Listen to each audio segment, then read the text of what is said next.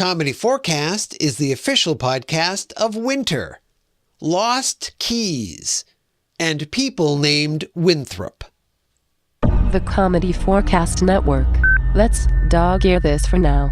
Comedy4cast, episode 455. Not an actual story.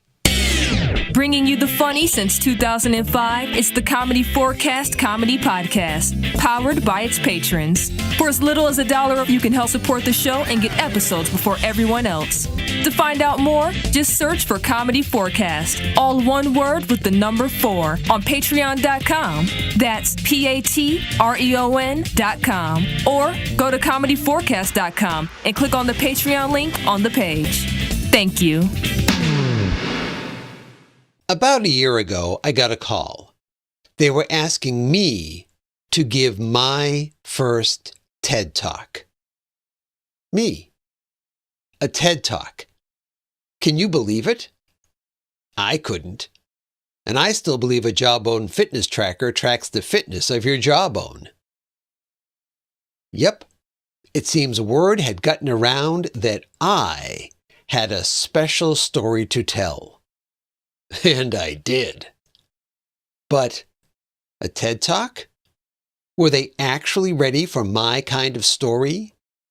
I mean, it wasn't like I was going to talk about finding a new way to teach giraffes how to play shuffleboard. There already are enough of those.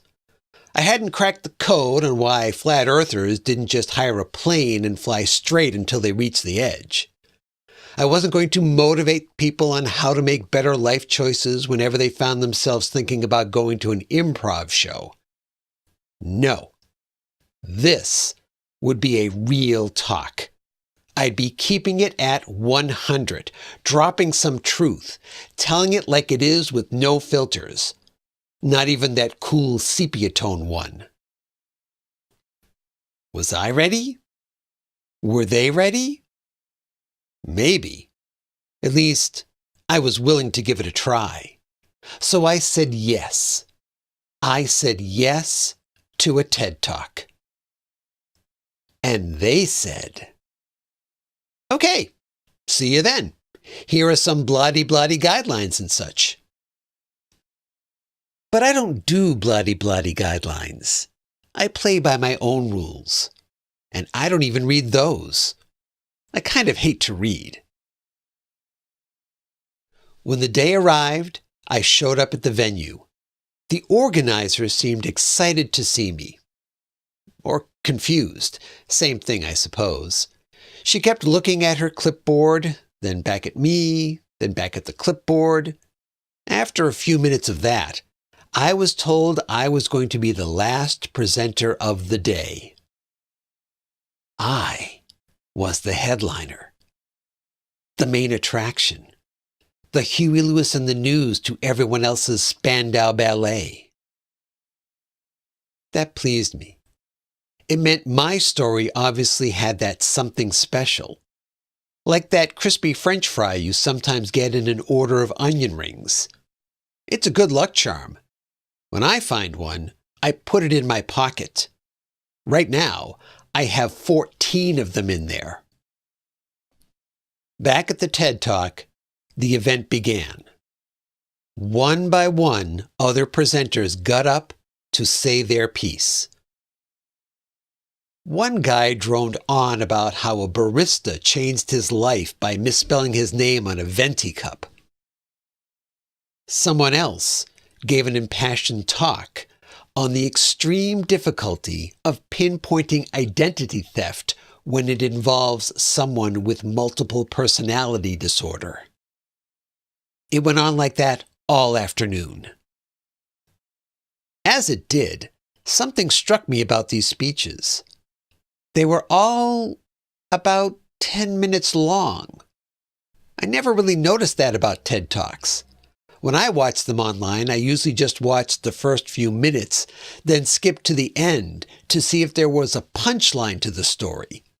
Usually there wasn't. It was something heartfelt and sincere, some life lesson or action plan. Nonsense like that. And as I watched these people give their speeches, I'll have to admit, I began to feel something. Panic. The truth was, my story was only 30 seconds long. You could say it was actually more of an anecdote. I didn't have any slides. I didn't have any PowerPoint. I didn't even have an amusing anecdote to open with, since that was also the story I had to tell. What was I going to do? Finally, it was my turn. I got up on stage. I got up on stage at a TED Talk with a 30-second story to tell. And when I got up there and felt the TED Talk vibe, something overtook me. I immediately developed the ability to drag out every second of the story. I used pauses. I used pauses like they have never been used before. Sometimes I added a knowing glance. I looked behind me as if I was looking at a slide. No one said anything. So I did it again. And this time, I chuckled. They all chuckled too. I think they were all afraid to seem like they didn't get what I was laying down, even though what I was laying down was mighty thin. Thin? It was freaking transparent. But no one saw through it.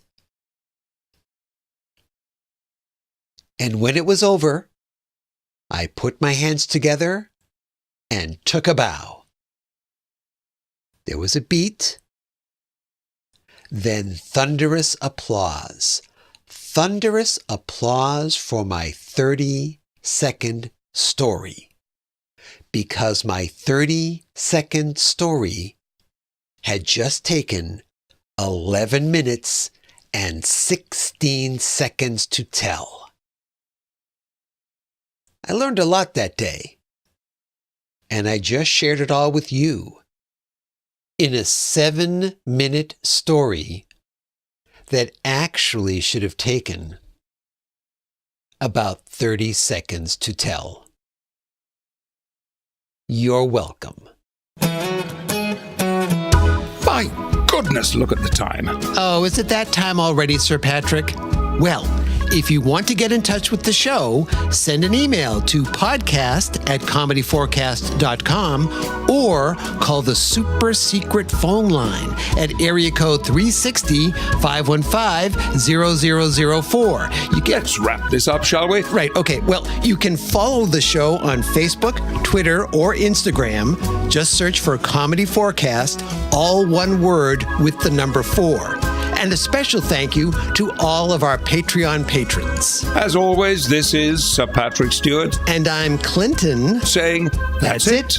We're done. Bye-bye. Bye-bye.